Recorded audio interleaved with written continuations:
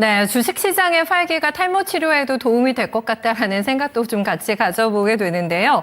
종전 이후에 우리 시장에서 가장 크게 달라질 부분은 뭘까가 가장 궁금하실 겁니다. 유가와 금리, 환율까지 삼중고의 압박수 조금 더 완화되지 않을까라는 기대감 강해지고 있는 상황이고요. 그로 인해서 수급과 주도주의 변화 스탠스도 있을까라는 점 물음표가 달리고 있습니다. 계속해서 금리보다는 종전 합의가 우선이다고 강조를 해주셨 잖아요. 네, 김정수 운용역 모셔보겠습니다. 운용님 안녕하세요.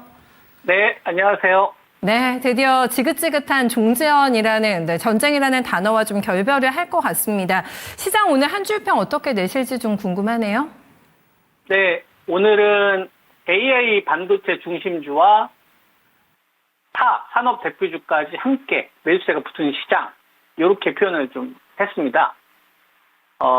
지난 시간에, 앵커님께서 이제 질문하신 게, 이제 금리와 관련된 거, 또 일본 측, BOJ와 관련된 부분에 대해서 이제 질문을 하셨을 때, 제가, 어떻게 답변을 좀 드렸었냐면은, 그거는 이제 중요한 투자 포인트가 아니라, 종전이 지금 포인트다라는 말씀을 좀 드렸죠. 종전 이슈.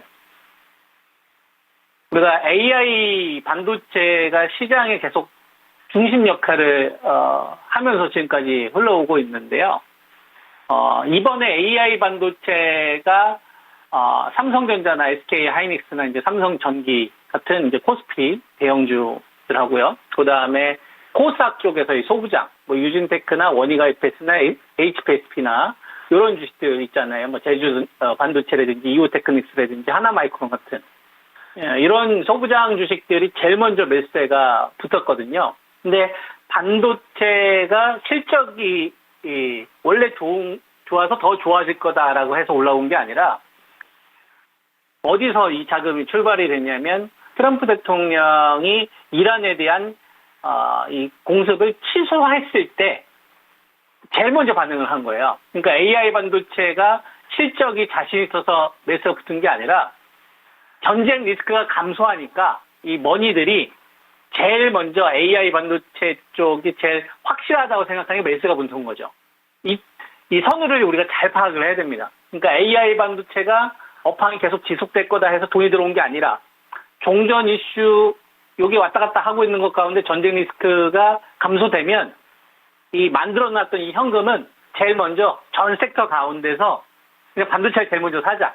이거죠. 그러면 반도체 전이 뭐가 중요한 거냐면 종전 이슈에 대한 포인트라는 얘기죠. 이게 되게 중요한 포인트예요, 여러분. 일을 중심으로 보느냐, 일을 중심으로 보느냐에 따라서 우리가 완전히 전략이 달라지거든요. 그러니까 이번에 돈의 뿌리는 돈의 어떤 이 출발은 AI 반도체에서 시작을 하는 게 아니라 이 종전 이슈와 관련된 이 전쟁 리스크와 관련된 이 부분이 감소가 되니까 그 다음에 돈이 움직였고 이 움직인 게 제일 먼저 AI 반도체 쪽으로 갔다. 이렇게 여러분들이 이해를 하시면 되는 거예요. 이게 지난주에 제가 여러분들한테 이 부분을 집중적으로 설명을 좀 드렸고요. 그리고 나서 이제 이번 주 이제 시작됐을 때 여러 가지 또 중요한 포인트들이 있죠. 유가와 관련된 것도 있고 환율과 관련된 것도 있고 그 다음에 이제 뭐 PC 지표라든지 CPI 지표도 이제 발표를 6월 달에 발표를 좀 앞두고 있는 상황이란 말이에요. 또 폴란드하고 이제 우크라이나 같은 경우가 이제 재건 회의도 6월 회의에 6월 말에 이제 잡혀져 있지 않습니까? 또 연준의 케빈 러시의 금리 관련된 이 코멘트도 우리 6월 중순에 잡혀져 있단 말이에요. 되게 많이 잡혀져 있죠. 여러 가지 이슈들이. 그러면 이런 이슈들을 다 보고 주식 투자를 판단을 하면 헷갈린다 이거예요. 뭐가 중요한지 모르기 때문에. 그래서 이런 것들을 주식 투자하시는 분들이 어떻게 정리를 하시는 게 좋냐면 여기 있는 거 다 합쳐서 제일 중요한 거 딱 하나를 뽑으니까 이거 종전 이슈가 제일 중요한 거다. 종전 이슈가 전쟁 리스크죠. 그러니까 쉽게 말해서 이 전쟁 리스크가 감소하면 돈이 제일 먼저 어디 쪽으로 들어온다? 반도체 쪽으로 제일 먼저 들어온다. 요거를 일단 주식 투자하시는 분들이 명심을 하셔야 돼요. 거래소에서는 삼성전자나 하이닉스가 있는 거고, 삼성전기 같은 주식들이 있는 거고, 그죠? 그 다음에 코스닥 쪽에서 이제 소부장이 있는 거죠. 여기가 이제 1번이에요. 제일 먼저 들어온 게. 그럼 지난주에 들어오면서 매수가 붙었어요. 그럼 가격 부담도 있을 수 있고, 또 일본 쪽에서 유프란 청산 공급업체 전체 물량이 25% 글로벌에서 차지하고 있는 업체들이 다음 달부터 생산 중단이 들어가다 보니까 반도체 관련된 노이즈가 하나 발생이 됐잖아요. 그러면 좀 쉬는 역할을 할 수 있겠죠. 이게 약간 빌미가 돼서. 그러면 얘네들이 일단은 출발을 했으니까, 기반을 열었으니까, 그러면 이 판이 더 커져야 되잖아요. 판이 더 커져야, 그죠? 아군들이 많이 생겨야, 이 돈의 응집력이 생겨야 이 고점을 뚫든 수익률 게임을 펼치든 이렇게 할 수가 있을 거 아닙니까? 근데 지금 현재 이 반도체가 어떠한 상황이냐면, 이 AI 반도체의 상황이 어떤 상황이냐면, 이게 반도체예요. 반도체 상황이 어떤 상황이냐면, 왼팔이 지금 풍겨진 상황이다 이거예요.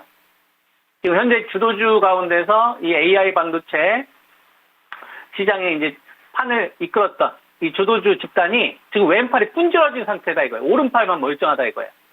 왼팔이 누구냐면은 브로드컴이다 이거예요. 브로드컴이나 오라클 같은 이런 거다 이거예요. 왼팔이 지금 분질러진 상황이에요.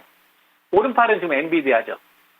엔비디아 HBM 공급하는 삼성전자나 SK 하이닉스나 그죠? 이런 업체들은 이제 멀쩡한데 왼팔이 지금 분질러진 상황이다 이거예요.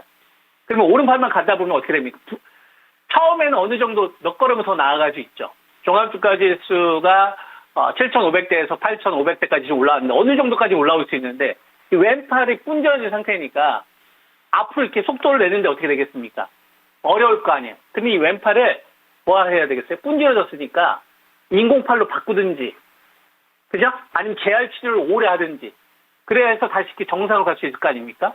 그러면 이 왼팔이 분질러졌기 때문에 지금 시장에서는 오라클을 살려놓든지 아니면은 브로드컴을 살려놔야 되는 거예요. 브로드컴은.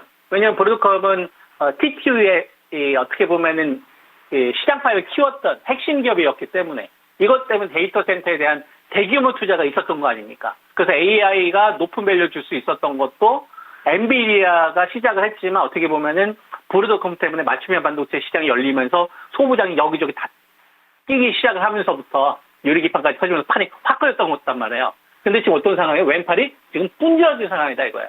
근데 오른팔만 가지고서도 어느 정도 나아갈 수 있죠. 이게 지금 어떤 역할이냐면 삼성전자나 SK 하이닉스나 삼성전기나 그다음에 소부장 일부 기업들이다 이겁니다.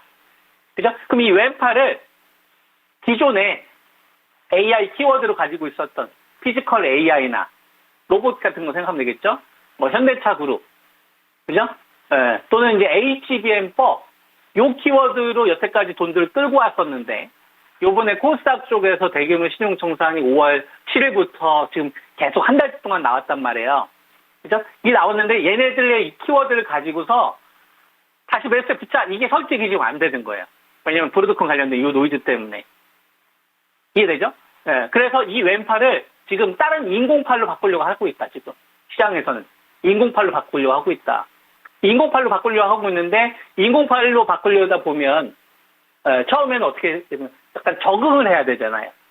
삼성전자나 하이닉스 이 반도체 중심 속하고 잘 엮어서 가야 될 거 아니에요. 로봇주가 이전에 그 역할을 했는데, 지금은 그 로봇주가 그 역할을 못 해요. 로봇주도 시총 상위 종목에 있는 레인보우, 로보틱스 제외한 나머지는 이 유동성 들어오는 이 힘이 너무 약합니다. 그러니까 208이 저는 등장한다. 그럼 이 208은 누가 끼워줘야 되냐면 트럼프가 끼워줘야 돼. 트럼프 대통령이. 트럼프 대통령이 끼워줘야 되고 기존에 우리가 알고 있었던 HBM이나 그다음에 피지컬 AI로는 더 이상 이걸 끼울 수가 없다. 왜냐하면 시장이 너무나 많이 노출된 재료이기 때문에. 그죠? 그래서 트럼프 대통령이 이 키워드를 끼워줘야 되는데 이 끼워주기 위해서 어느 쪽으로 자금들이 지금 매수세가 좀 더 강하게 붙고 있냐라고 이제 저는 보냐면 저는 조선 쪽으로 붙고 있다고 보고 있고요. 원전, 그 다음에 전력, 건설기계 쪽으로 붙는다고 보고 있어요.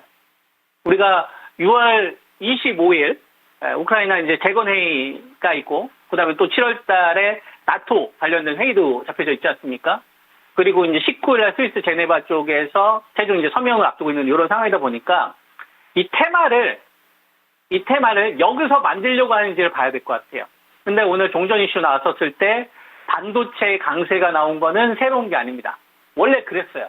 삼성전자 하이닉스 돈을 항상 제일 많이 끌고 왔었고 그 역할 제대로 했었기 때문에 얘들은 그 역할을 한 거고요. 현대자동차나 LG 에너지 솔루션이나 이런 배터리들도 매수가 붙었는데 오늘 특히나 이제 코스닥의 에코프로 BM이나 에코프로가 조금 더 매수가 붙더라고요. 소부장들이 좀 칠 때. 그럼 이건 코스닥을 죽인다는 얘기가 아니에요. 자금을 돌린다는 얘기니까. 그죠? 근데 반도체 대형주들이 매수세가 지주사 쪽에서 금융주를 제외한 지주사 쪽에서는 이전처럼 안 나와요.